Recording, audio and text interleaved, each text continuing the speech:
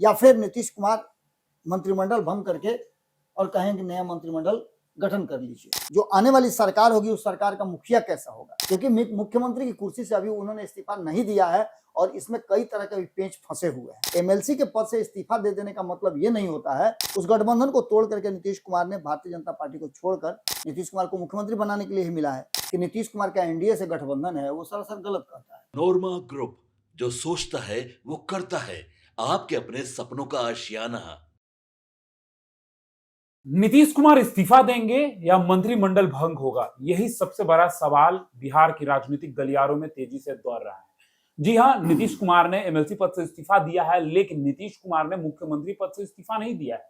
और अगर नीतीश ने इस्तीफा नहीं दिया है तो खेल अभी भी जारी है और ये नीतीश कुमार हैं। बार बार हम आपको ये बात क्यों कह रहे हैं कि नीतीश कुमार अंत में कुछ बड़ा कर देते हैं, अंत में खेल कर देते हैं, क्योंकि जब वो एक ट्वीट से राजनीति कब क्या कहां लेकर जाते हैं ये किसी को अंदाजा भी नहीं होता है। अब वैसा ही परिस्थिति जो है बिहार में अभी क्रिएट हो चुका है।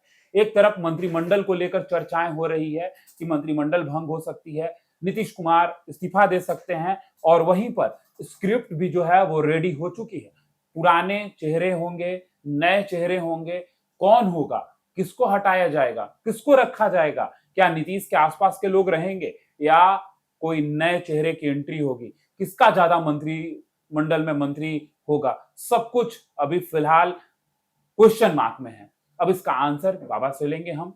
सबसे पहला सवाल होगा मेरा आपसे, जिस तरीके से नीतीश का एमएलसी पद से इस्तीफा हुआ है, जिसके बाद इंतजार किया जा रहा है 10 तारीख का, 10 तारीख को नीतीश राज्यसभा का शपथ लेंगे, लेकिन उससे पहले जो ये सवाल चल रहे हैं, एक असमंजस क्रिएट हो रहा है। नीतीश साफ नहीं कर रहे हैं, क्लियर नहीं हो पा रहा है कि आगे बिहार की राजनीति में क्या होगा। देखिए, नीतीश कुमार कोई भी एक्ट जब तक नहीं करते हैं तब तक आप नहीं कह सकते हैं कि नीतीश कुमार करने वाले क्या है। ये नीतीश कुमार की राजनीति में पिछले 20 वर्षों से देखा गया है, और जो कोई भी कहता है कि नीतीश कुमार का एनडीए से गठबंधन है वो सरासर गलत कहता है। नीतीश कुमार का गठबंधन बिहार की जनता से है, और बिहार की जनता के लिए, चूंकि वोट तो नीतीश कुमार के नाम पर ही मिला है, नीतीश कुमार को मुख्यमंत्री बनाने के लिए ही मिला है, लेकिन नीतीश कुमार अगर उनके मन के मुताबिक बातें नहीं होती हैं तो नीतीश कुमार कभी भी कोई भी बड़ा फैसला ले सकते हैं, और उसके लिए प्लॉट जो है तैयार है। बीजेपी दर्शक बन के रह जाएगी फिर, ये भी आप कह सकते हैं। दूसरे दूसरे कई कारण हैं जिनको लेकर के आप अंदाजा लगा सकते हैं, और इतिहास के पन्नों पे बहुत सारी चीज लिखी हुई है जो कहीं ना कहीं इस बात की तरफ इशारा कर रही है कि नीतीश कुमार त्वरित एक्शन लेने में माहिर माने जाते हैं। बिल्कुल, वो फैसला बहुत लंबा करके नहीं लेते हैं जी, वो त्वरित फैसला लेते हैं, तुरंत इंस्टिंक्ट आता है और फैसला ले लेते हैं। इस बार नीतीश कुमार इस्तीफा देंगे या मंत्रिमंडल भंग करेंगे, ये एक बड़ा ही असमंजस की स्थिति है, क्योंकि ऐसा पहले वो कर चुके हैं। आपको याद होगा 2013 में नीतीश कुमार ने कोई इस्तीफा नहीं दिया था जी। नीतीश कुमार को पता था कि भारतीय जनता पार्टी के साथ जो उनका जो गठबंधन है, और लंबे समय से 17 सालों 18 सालों का गठबंधन था, उस गठबंधन को तोड़ करके नीतीश कुमार ने भारतीय जनता पार्टी को छोड़कर अकेले दम पे सरकार बनाने की कवायद शुरू की। बिल्कुल, और उसमें उन्होंने मुख्यमंत्री की कुर्सी नहीं छोड़ी, क्योंकि उनको लगता था कि मुख्यमंत्री की कुर्सी अगर छोड़ देते हैं तो उनके हाथ से चीजें निकल जाएंगी। आज भी एमएलसी के पद से इस्तीफा दे देने का मतलब ये नहीं होता है कि नीतीश कुमार मुख्यमंत्री नहीं रहेंगे, क्योंकि मुख्यमंत्री की कुर्सी से अभी उन्होंने इस्तीफा नहीं दिया है, और इसमें कई तरह के पेंच फंसे हुए हैं। सबसे बड़ी बात यह कि दूसरे खेमे में लगातार नीतीश कुमार के लिए संभावनाएं तलाशी जा रही है। बिल्कुल, नीतीश कुमार को भी यह संतुष्ट होना है कि भारतीय जनता पार्टी का नेतृत्व कौन करेगा, जो आने वाली सरकार होगी उस सरकार का मुखिया कैसा होगा। ये सारी चीजें कहीं ना कहीं नीतीश कुमार को समझना भी है, और बिहार की जनता को उस तरह का चेहरा भी देना है। ये उनकी जिम्मेवारी, नैतिक जिम्मेवारी बनती है। नैतिकता के आधार पर नीतीश कुमार ने कई फैसले लिए हैं जो काफी सराहना भी हुई है, चाहे रेल मंत्री रहते हुए उनका इस्तीफा देना, और रेल एक्सीडेंट के बाद गैसल रेल दुर्घटना हुई थी जिसमें उन्होंने इस्तीफा दिया था। बिहार में नैतिकता के आधार पर 2014 का चुनाव हारने के बाद नैतिकता के आधार पर मुख्यमंत्री की कुर्सी छोड़ना हो, या फिर नैतिकता के आधार पर ही 2013 में छोड़ना हो, 2015 में फिर महागठबंधन के साथ आ जाना हो बिहार के हित में, 2017 में फिर बिहार हित में, ये कह करके कि काम ठीक से नहीं हो पा रहा था, दबाव था मुझ पर। 2022 में बिल्कुल वही स्थिति तो नहीं, 2024 में भी फिर उन्होंने स्विच किया। तो ये सभी परिस्थितियां नीतीश कुमार ने त्वरित लिया है। लेकिन जो सबसे बड़ी बात यह है कि गठबंधन टूटने और गठबंधन जुड़ने, इन दोनों के बीच में एक जो कड़ी है उसमें 2-3 पॉइंट्स जो है वो बहुत जरूरी है। पहला ये कि क्या नेतृत्व परिवर्तन होगा। बिल्कुल। अगर नेतृत्व परिवर्तन होगा तो उसका स्वरूप क्या होगा, क्या नीतीश कुमार इस्तीफा देंगे, नई सरकार का गठन होगा, पूरी प्रक्रिया जैसे शुरू में होती है चुनाव के बाद उस तरह से होगी, या फिर नीतीश कुमार मंत्रिमंडल भंग करके और कहेंगे नया मंत्रिमंडल गठन कर लीजिए। ये दोनों ही परिस्थिति हो सकती है। इन दोनों परिस्थितियों में नीतीश कुमार को यह समझने के लिए 3 महीना समय चाहिए कि जो नई सरकार नए लोगों को जिम्मेवारी दे रहे हैं, जैसे मान लेते हैं कि अगर नीतीश कुमार कह रहे हैं सम्राट चौधरी को मुख्यमंत्री बनाइए, बिल्कुल हमको कॉन्फिडेंस है कि सम्राट चौधरी बेहतर करेंगे, और अगर भारतीय जनता पार्टी की तरफ से सम्राट चौधरी को नहीं एक्सेप्ट किया जाता है, वैसे ही विजय सिन्हा के बारे में नीतीश कुमार कहते हैं कि विजय सिन्हा हमको पसंद है, भाजपा कहती है कि हमको विजय सिन्हा पसंद है, लेकिन नीतीश को पसंद नहीं है। तो दोनों की पसंद जब नहीं होगी तो ऐसी स्थिति में नीतीश कुमार मंत्रिमंडल बर्खास्त करके, इस्तीफा खुद न दे करके मंत्रिमंडल बर्खास्त करेंगे और नए मंत्रिमंडल का गठन कर सकते हैं। आरएसएस भी एक रह गई। बिल्कुल, वो तो आरएसएस तो अपनी जगह पर है ही, लेकिन चूंकि नीतीश कुमार को ही बिहार में फैसला लेना है, मुख्यमंत्री वही हैं, उनके इस्तीफा देने हो या उनके ही कॉन्सेंट के हिसाब से नई सरकार बनेगी, तो ऐसी स्थिति में एक बहुत बड़ा आंकड़ा है जिसको कोशिश किया था भारतीय जनता पार्टी ने छूने का, 122 का मैजिक आंकड़ा, लेकिन आपको याद होगा कि राज्यसभा चुनाव में उस आंकड़े तक नहीं पहुंच पाई थी, थोड़ा सा पिछड़ गई थी। इन सारी परिस्थितियों में नीतीश कुमार, ऐसा जो लग रहा है, जो लगातार चर्चा चल रही है कि नीतीश कुमार करेंगे क्या, तो नीतीश कुमार मंत्रिमंडल को भंग करके जिस व्यक्ति को मुख्यमंत्री का चेहरा बनाना चाहती है भारतीय जनता पार्टी, उसके साथ 1 महीना 2 महीना 3 महीना काम करके खुद मुख्यमंत्री रह करके मंत्रिमंडल का विस्तार करके और उसके हाथ में कमान दे करके 3 महीना या 4 महीना जो भी उनको उचित लगे, क्योंकि 6 महीना तक वैधानिक रूप से वो मुख्यमंत्री कुर्सी पर बने रह सकते। बिल्कुल। तो वो जो कि शुरू हो रहा है 11 तारीख से, 10 तारीख तक राज्यसभा का कार्यकाल है और 10 के बाद से उनका काउंटडाउन शुरू हो जाएगा। तो ऐसी स्थिति में उनके पास 6 महीने का वैधानिक अधिकार भी है और वो मुख्यमंत्री बने रह सकते हैं। इसके बीच में क्या होगा ये आप अच्छी तरह समझ सकते हैं। विपक्ष क्या करेगा, विपक्ष तो आप देख रहे होंगे, कल ही मैं खबर कर रहा था, उसमें मैंने बताया भी था कि विपक्ष पूरी ताकत के साथ अब नीतीश को छोड़ करके भाजपा पर चढ़ बैठा है जी। आप देखिएगा कि बिहार में जो कुछ भी हो रहा है उसके लिए भाजपा को जिम्मेवार ठहराया जाता है। इस पूरे मामले में एक सीक्रेट जो मिशन है या सीक्रेट जो है वो रेडी हो चुका है, जिसको लेकर के खेल जो है वो पुराना वाला होगा, लेकिन इसमें चेहरा जो है वो नया होगा। जैसे आप 2013 की बात मैं कर रहा था, 16 जून 2013 को नीतीश कुमार ने अचानक से मंत्रिमंडल भंग किया। बिल्कुल। खुद मुख्यमंत्री बने रहे और उन्होंने राज्यपाल से जाकर कहा कि मैं मंत्रिमंडल गठन करना चाहता हूं। भनक तक नहीं लगने देते, किसी को भनक नहीं लगने दी। उनको राज्यपाल से आदेश मिला और उन्होंने भारतीय जनता पार्टी के जितने भी नेता थे मंत्रिमंडल में शामिल, जितने भी विधायक थे, विधान परिषद के सदस्य थे, उन सभी लोगों को मंत्रिमंडल से बाहर कर दिया जी। नीतीश कुमार मुख्यमंत्री बन गए और तब भारतीय जनता पार्टी से उन्होंने रिश्ता भी तोड़ लिया। इसमें एक संवैधानिक पद पर बने रहे नीतीश कुमार, क्योंकि तब आपको याद होगा कि 88 सीटें भाजपा के पास थी, नीतीश के पास 115 सीटें थी। उसमें बहुमत साबित करने में नीतीश कुमार का साथ वाम दलों ने, कांग्रेस ने दिया जरूर था, राजद तब भी उनसे अलग थी। इस बार फिर से आप देखे होंगे कि संपादक नमन मिश्रा जी के साथ बातचीत करते हुए आईपी गुप्ता ने क्या कहा था। आईपी गुप्ता ने कहा कि बिना शर्त समर्थन देने के लिए हम लोग तैयार हैं।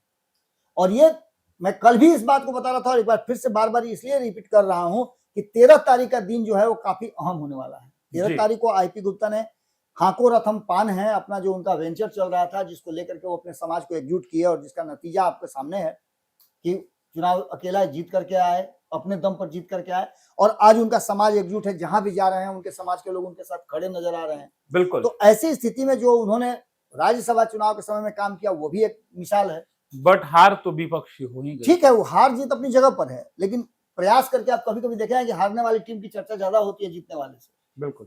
कहते नहीं है कि तुम्हारी जीत से ज्यादा हमारी हार के चर्चे होंगे। बिल्कुल। तो कहीं ना कहीं आईपी गुप्ता ने कहा है कि हम पूरी तरह से तैयार हैं और नीतीश जी को हम मुख्यमंत्री बनाएंगे बिना शर्त के। बिना शर्त के। उसके बाद से कहानी शुरू हो गई है। तो ऐसे में नेतृत्व परिवर्तन होगा या फिर नेतृत्व के भीतर परिवर्तन होगा, ये एक सवाल बड़ा है। और ये सवाल 13 तारीख को कहीं ना कहीं सुलझने की स्थिति उत्पन्न होगी। 13 तारीख के बाद यानी 14 तारीख खरमास बीतने के बाद 6 तारीख को राष्ट्रीय कार्यकारिणी की बैठक जदयू की हुई और उस बैठक में जो फैसले हुए वो छन छन के आने शुरू हो गए हैं जी, जिसमें कई तरह की बातें सामने आ रही हैं। जिसमें हमने आपको बताया सबसे पहला कि नीतीश कुमार मंत्रिमंडल भंग कर सकते हैं, न कि इस्तीफा दें। और ऐसी स्थिति में नीतीश कुमार जब इन सभी चीजों को करेंगे तो कहीं ना कहीं एक बात तो साफ नजर आ रहा है कि इसमें बहुत सारी परिस्थितियां बदलेंगी बिल्कुल। और उस परिस्थिति को बदलने के साथ साथ मंत्रिमंडल का स्वरूप बदलेगा। जैसा कि मैंने कहा आपको कि इससे पहले वो इस बात को ट्राई कर चुके हैं। इसके अलावा एक बहुत बड़ी बात मैं कहने जा रहा हूं जो 2023 में आपको सुनने को मिली होगी। बहुत एक छोटा सा एपिसोड था और उसकी भी सूचना जानकारी भारत लाइव ने सबसे पहले दिया था जब लालू प्रसाद अपनी किडनी का ऑपरेशन कराने जा रहे थे और राष्ट्रीय कार्यकारिणी राष्ट्रीय परिषद की बैठक उनकी दिल्ली में चल रही थी। तब तेजस्वी यादव को उन्होंने अधिकृत किया था पार्टी का नाम और सिंबल चेंज करने के लिए। पहली बार फुल पावर जो है वो तेजस्वी के हाथ में दिया था। तब ये चर्चा जबरदस्त थी कि दोनों पार्टियों का विलय हो जाएगा और नीतीश कुमार के हाथ में पार्टी का कमाना जाएगा। एक बार फिर से जो जनता दल पुराना हुआ करता था 90 के दशक में, वो जनता दल अपने वास्तविक स्वरूप में आएगा। उसमें कई दलों के और जुड़ने की बात और विलय की बात की जा रही थी, लेकिन ये संभव नहीं हो सका। क्या अब वो संभव है? अगर ऐसा होता है तो नीतीश कुमार के लिए मुख्यमंत्री बनना और आसान हो जाएगा और राष्ट्रीय जनता दल के 25 विधायकों के साथ ये पूरा का पूरा जो स्ट्रक्चर है उस स्ट्रक्चर में एक नई पार्टी का गठन करके नीतीश कुमार सरकार का हिस्सा बन सकते हैं और तब बहुत सारी चीजें जो है भारतीय जनता पार्टी के हाथ से निकल सकती है। क्योंकि नीतीश कुमार को इस बात का डर है कि जो भारतीय जनता पार्टी को जो 5 लोगों की कमी है वो 5 लोगों की पूर्ति कर सकते हैं, जैसा कि उन्होंने कई राज्यों में किया है। लेकिन सत्ता पक्ष तो बार बार ये बातें कह रही है कि अब नीतीश सहज है, नीतीश आसानी से अब राज्यसभा जाएंगे। इसकी गारंटी कौन देगा? 2022 में वो सहज नहीं थे, 2020 में चुनाव लड़े तो सहज नहीं हुए, अचानक 2024 में सहज नहीं थे, 2015 में जब लालू प्रसाद के साथ गए तो सहज नहीं थे। सहज वो हमेशा रहते हैं, लेकिन सहज में असहज कब कर देंगे अपने सामने वाले को, ये कहना बड़ा मुश्किल होता है। 117 का आंकड़ा जो है वो भारतीय जनता पार्टी के पास है, क्योंकि उसके अपने नवासी के साथ साथ उसके साथ चिराग पासवान भी हैं, उसके साथ जीतन राम मांझी भी हैं, उपेंद्र कुशवाहा भी हैं। उपेंद्र कुशवाहा को तो अभी अभी राज्यसभा भेजा गया है। तो ये सभी लोग उनके साथ हैं जो 117 का आंकड़ा पूरा करता है। और जब नीतीश के पास कितना भी जोड़ घटाव कर लेते हैं तो 85 के बाद अगर कांग्रेस के 6 मान भी लें, एआईएमआईएम के 5 मान भी लें, आईपी गुप्ता को मान भी लें जो कह रहे हैं कि बिना शर्त समर्थन देने के लिए पूरा कुनबा तैयार है, बिल्कुल, और एक बीएसपी का भी मान लें, जैसा कि इन 7 लोगों की टीम बना करके आगे बढ़ रहे हैं आईपी गुप्ता, तो उसके बाद भी 102 का ही आंकड़ा होता है, यानी 20 की कमी हो जाती है और ये 20 कहीं से पूरा होता दिखाई नहीं दे रहा है। जैसे ही एक बाहर से या कहीं बिना शर्त समर्थन देने के लिए राजद तैयार हो जाएगी तो ये आंकड़ा 127 का 126 का हो जाएगा और इस 126 में सरकार बनाने की संभावनाएं हो जाएंगी। लेकिन ये 126 पूरा करने के लिए क्या नीतीश कुमार बाहर से समर्थन लेंगे या नीतीश कुमार और लालू प्रसाद की पार्टी, चूंकि दोनों को अपने बेटे को अब स्थापित करना है। तेजस्वी यादव तो लगभग स्थापित हो चुके हैं लेकिन सत्ता के करीब आते आते रह जा रहे हैं। तो क्या लौकुश और जो 90 के दशक में नीतीश कुमार और लालू प्रसाद का एक सामंजस्य बना था, उस सामंजस्य को निशांत और तेजस्वी के बीच बनाया जा सकता है? इस बात को लेकर के अब चर्चा शुरू हो चुकी है। यानी सीधे तौर पे पार्टी का विलय करा करके जदयू में आरजेडी का विलय हो जाए, नीतीश के हाथ में कमान आ जाए, ये भी एक संभावना व्यक्त की जा रही है। वहीं विपक्ष जो लगातार जनता दल यूनाइटेड के भीतर सेंधमारी करने की कोशिश कर रहे हैं। सेंधमारी करने का मतलब ये नहीं कि उनके विधायकों को तोड़ना चाह रहा है। विधायक जो हैं वो ये दबाव बना रहे हैं नीतीश कुमार पर, जिसमें से 94-5% जो विधायक हैं वो ये बात कह रहे हैं कि हमारा जो एलाइज है, एलाई पार्टनर जो है वो राजद भी हो सकती है या महागठबंधन के साथ हम सरकार बना सकते हैं। क्योंकि एक बार भारतीय जनता पार्टी अस्तित्व में आ गई तो समस्या ये होगी कि वो फिर से आपको सत्ता में आने देगी कि नहीं आने देगी, ये एक बड़ा सवाल होता है। इसके साथ साथ और कई मुद्दे हैं कि मुख्यमंत्री का इस्तीफा और नई सरकार बनेगी या फिर जो हम बार बार कह रहे हैं कि मंत्रिमंडल भंग करके नीतीश कुमार नई मंत्रिमंडल का गठन करेंगे। भारतीय जनता पार्टी के लिए सारे असमंजस की स्थिति है और इस असमंजस की स्थिति में नीतीश कुमार का फैसला क्या होता है ये काफी अहम है।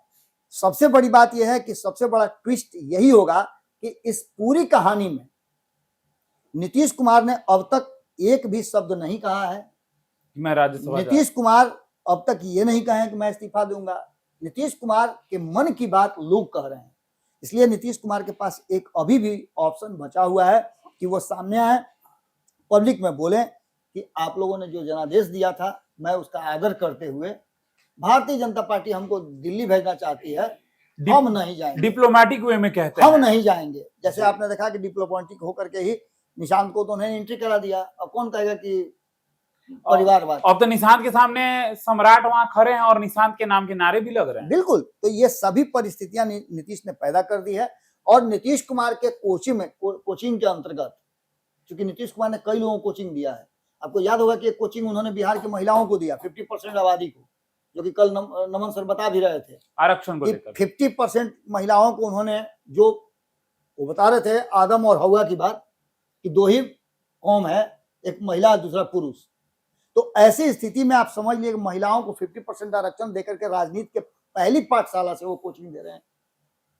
तो आगे तो आप समझ सकते हैं कि नीतीश कुमार ने क्या किया है। और अगर ये विरासत निशांत को सौंपते हैं तो ये सारी संभावनाएं जीवित हो जाती हैं, जहां मंत्रिमंडल भंग किया जाएगा, न कि इस्तीफा देंगे नीतीश कुमार और मंत्रिमंडल भंग करके वो नए मंत्रिमंडल के साथ आगे प्रोसीड कर सकते हैं। ये भी संभावना बहुत जबरदस्त ढंग से चल रही है और इसकी चर्चा आज मैंने कर दिया। आप देखिए पिछले 3-4 दिनों तक इसी पर चर्चा होती रहेगी। तो आप क्या सोचते हैं कमेंट बॉक्स में हमें जरूर बताइए। देखिए सीक्रेट मीटिंग जो है नीतीश की वो कल हो गई, अब 9 तारीख को भी नीतीश की मीटिंग होनी है। अब ऐसे में देखना दिलचस्प होगा नीतीश कब सहज से असहज होते हैं, ये किसी को पता नहीं होता है। वो तारीखें बताती हैं कि नीतीश कब कैसे क्या कर लेते हैं, लेकिन अब इस बार क्या होगा ये देखना बहुत दिलचस्प होगा। सब कुछ सहज दिखाई दे रहा है, लेकिन कब असहज हो जाए ये कुछ कहना ठीक नहीं है। फिलहाल इस खबर में इतना ही। बने रहिए भारत लाइव के साथ।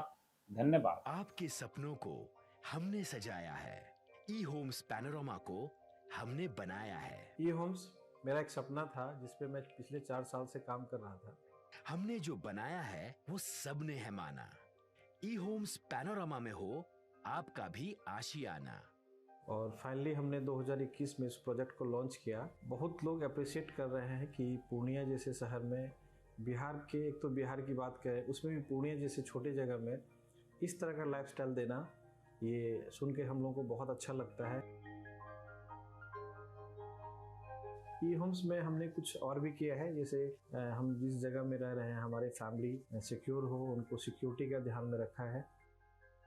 आपकी सुविधा और सुरक्षा आपके लिए खास है, ये आपका विश्वास है। इसमें आर्टिफिशियल इंटेलिजेंस का 7 लेयर सिक्योरिटी का हमने इस्तेमाल किया है। लस ग्रीन कैंपस को बनाया है। यदि हमारा बाउंड्री वाल है तो वो वर्टिकल गार्डन है।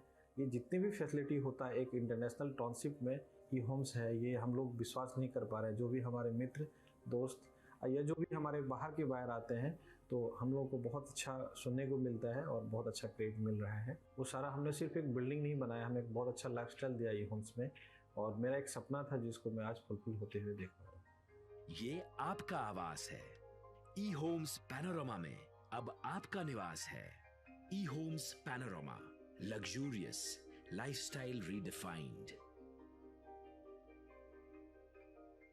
पनोरमा ग्रुप, जो सोचता है वो करता है। अगर ये वीडियो पसंद आई और वह बिहार के राजनीति और बिहारियत से सरोकार रखेनी तो सब्सक्राइब बटन दबा के चैनल के सब्सक्राइब कर ली। ओजे एगो घंटी बा, ओकरा बटन दबा देला से कुल सटीक और मारक खबर रुआ मुफ्त में मिल जाई। अगर रुआ पत्रकारिता के हमनी के नया प्रयोग में सहयोग कर चाहतानी तो ज्वाइन बटन दबा दी। पेटीएम नंबर नोट कर ली 9386816700।